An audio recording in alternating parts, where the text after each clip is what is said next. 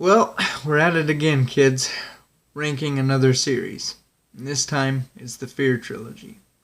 Something to briefly touch on, though, before we get into it, is that this list will not include the standalone DLCs for the first game, because I actually was not aware of its existence until we played through it, and by then, both my mom and I decided that neither of us were overly willing to go back and check it out. I do think that it's something that I will play in the future at some point, and I am certainly willing to share my opinion with you on it whenever I get around to it.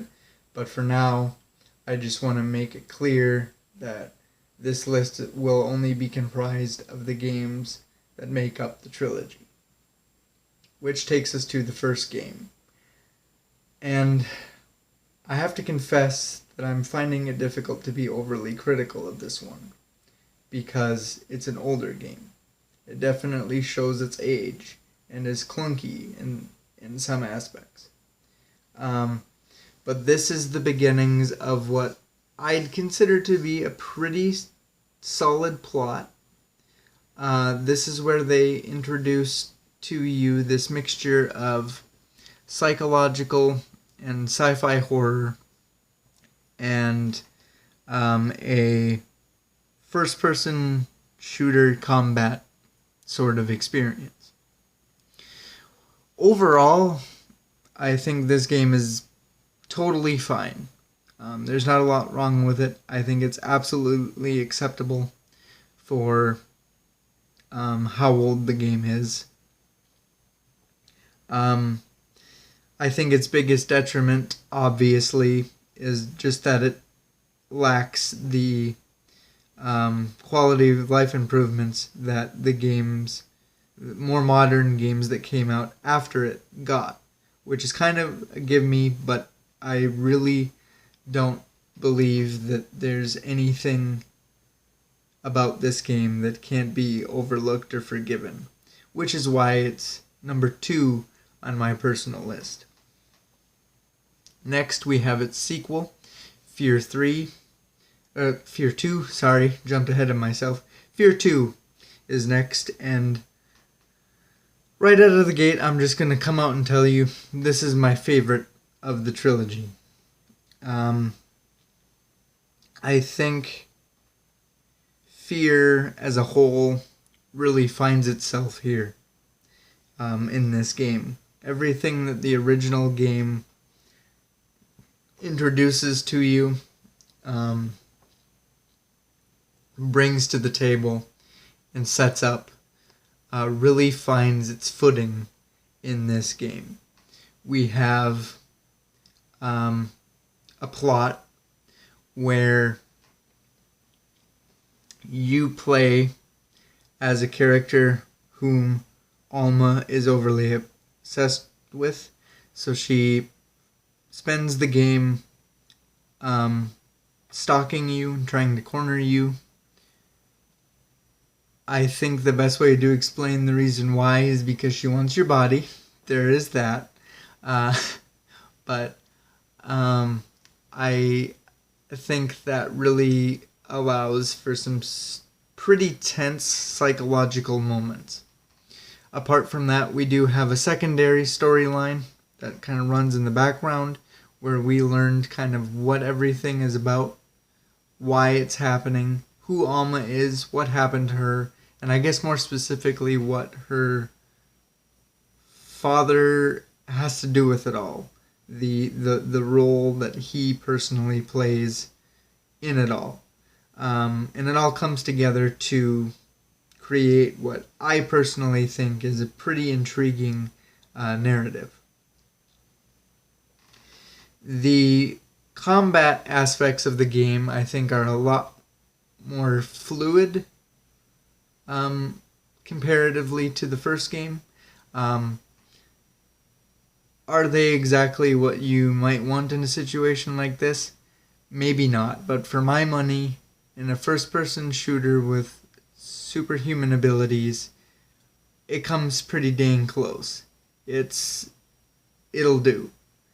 Do I think F.E.A.R 2 is a perfect game? By any means, any stretch of the imagination? Absolutely not. I just think for everything that F.E.A.R is, for everything that it tries to be, this is where it shines. And this is where it is its best, which is why it's my favorite.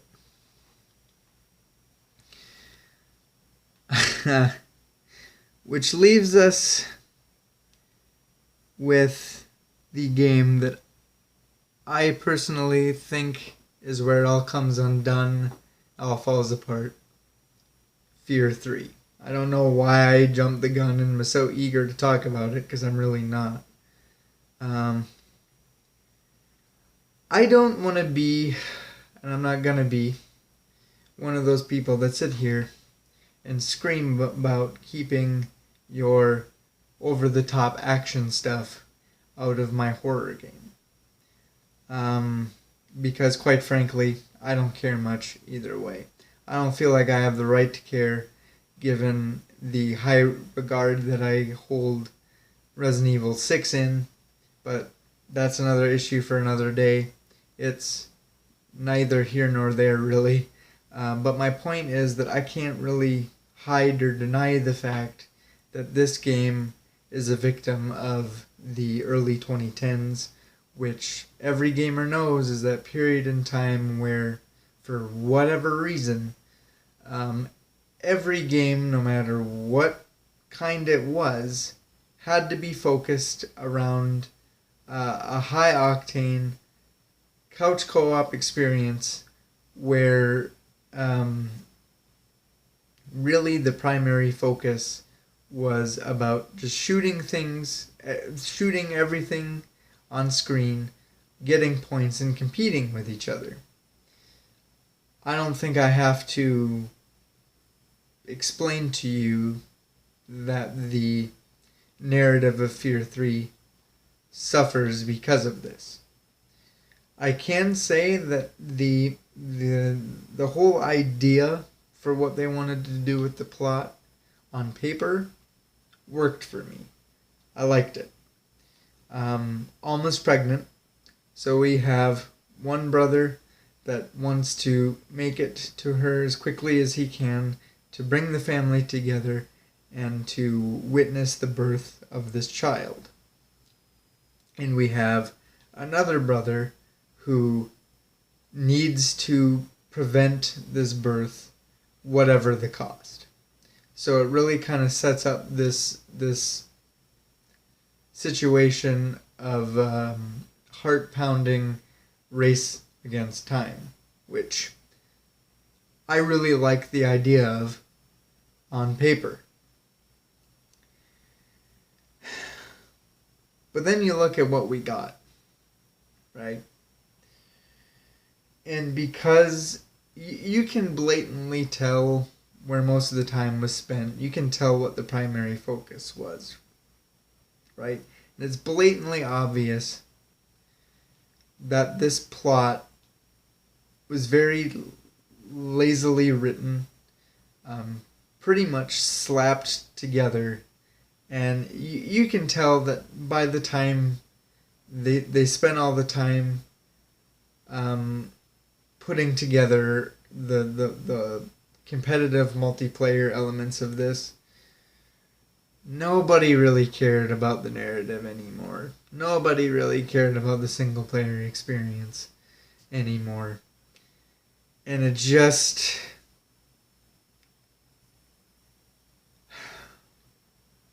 It's not good. The one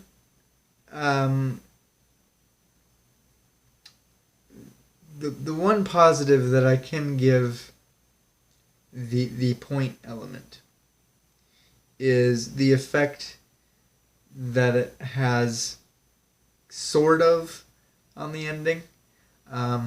What I mean by that is, so in co-op you play as both characters, and the objective is to get the most points through each level, so that when you reach the end of the game, it tallies your score.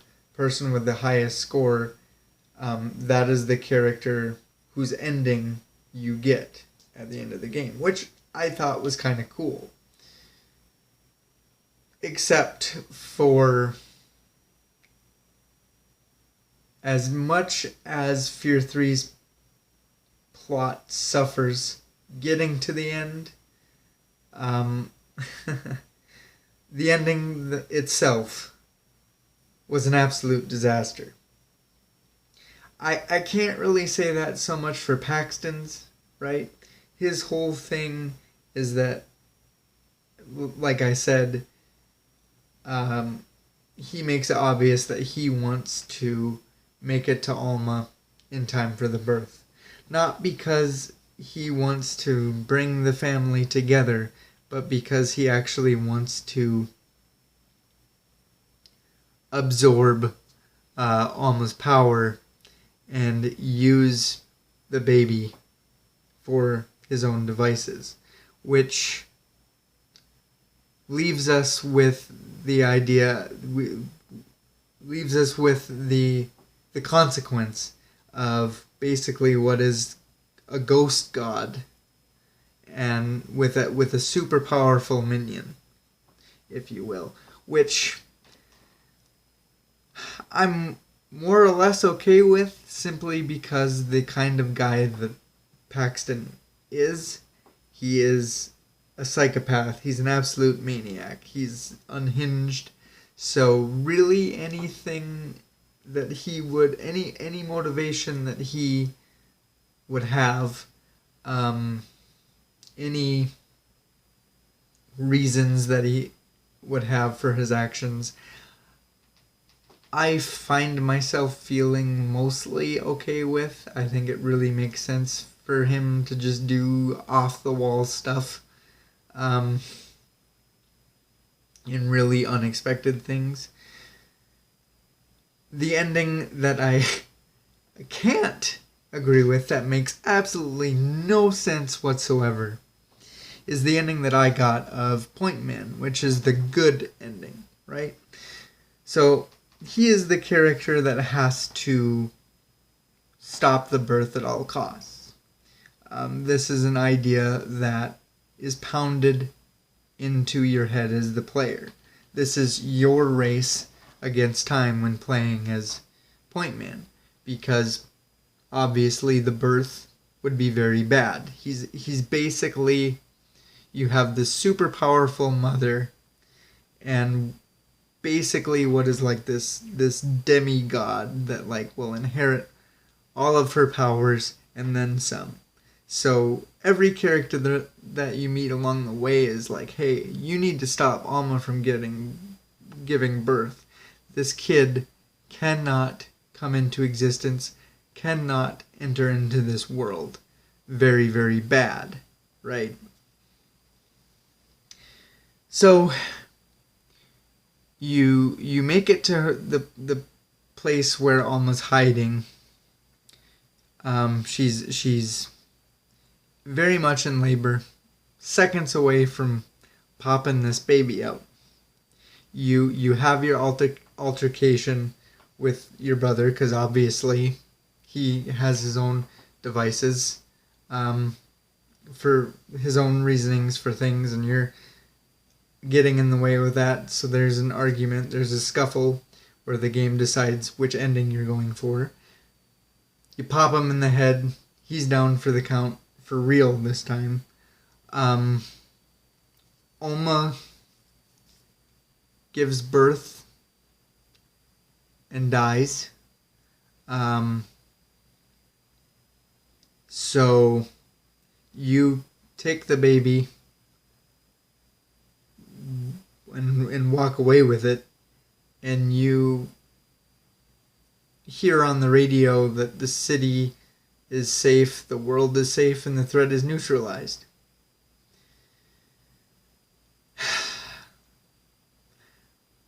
Which basically means, okay, so in either ending, Alma dies and the baby is born. The only difference is how and I guess why, right? Which, as I said, with Paxton's makes a lot more sense because of who he is and kind of what he wants and stands for.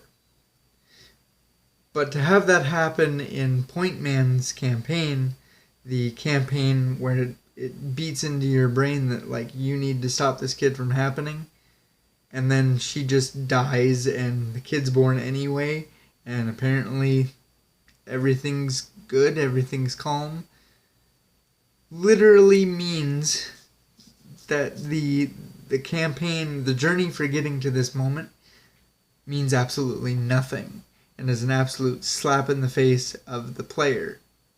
And I was greatly confused by this, and actually had to do a little bit of research before turning on the camera to make this video to make sure I was understanding it. And I think the game at that point is trying to tell you that, like, it's not so much the kid that's the problem, right? I think it's Alma that's the problem. And that with your brother and Alma neutralized for good, the baby's not really a threat anymore because there's not that psychological link to the mother. There's not that influence of the mother. There's no reason for the baby to access these powers and do bad things, I guess. I don't know. The game really doesn't explain that at all. So I found that to be extremely aggravating and illogical. And, you know, it pisses me off when I think about it, right? Because I genuinely liked this trilogy. I liked the story. I bought into it a lot. And I don't think, I know it wasn't the ending that I wanted. It wasn't the ending that I thought this trilogy deserved. And it's not like, it's not like the game released 2 years ago and we're going to get a fourth one that kind of irons things out, explains things, keeps things going to a better ending.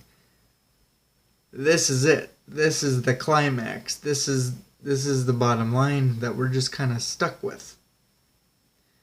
So I guess when you pull back and you look at the series as a whole, you have a fair to middling starting point in the first one. You have a very, very strong middle section in the second one. And then you have an ending that has all the potential in the world, but manages to fall flat on its face because nobody cares. And that just makes me sad because, like I said, pretty big fan of this series. And I'm really sad that that's just kind of how it ends and there's no more. But that's my ranking of the F.E.A.R trilogy, guys. I hope you enjoyed it. Let me know what your thoughts are on this kind of controversial game. In my times searching the internet for answers to my questions, it kind of seemed to be a hot topic. I'm kind of curious to know if it still is with some of you. So, yeah, let me know. Let's discuss it. But until next time, guys, we'll see you in the next video.